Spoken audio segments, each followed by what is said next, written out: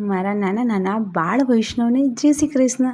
આજની આપણે ડિક્શનરીનો શબ્દ છે ચિંતા. ચાલો જાણીએ કે શ્રી મહાપ્રભુજી વલ્ભાચાર્યની ડિક્શનરીમાં ચિંતાનો અસલી અર્થ શું છે.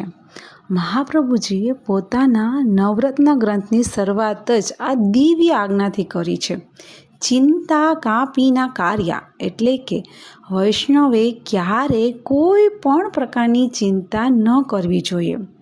પુષ્ટિ માર્ગમાં ચિંતા એ માત્ર માનસિક ટેન્શન નથી, પણ ચિંતા એ ઠાકોરજી પરના અવિશ્વાસનું અને અસમર્થપણાનું સૌથી મોટું લક્ષણ છે.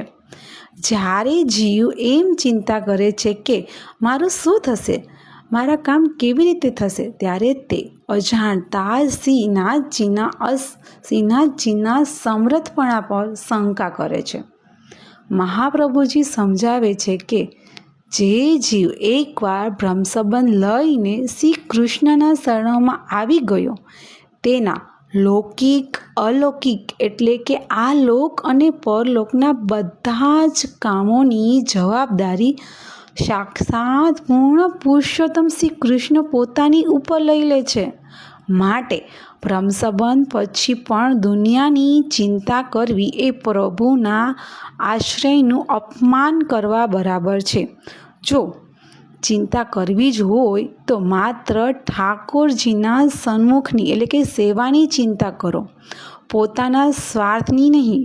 જ્યારે જીવ પોતાની બધી ચિંતા લાલાને સોંપી દે છે, ત્યારે તેના જીવનમાં પરમાનંદ પ્રગટ થાય છે. જો મહાપ્રભુજીનો આ આશય ગમ્યો હોય તો કોમેન્ટમાં જય શ્રી કૃષ્ણ અવશ્ય લખજો. શ્રી કૃષ્ણ શરણમ મમ.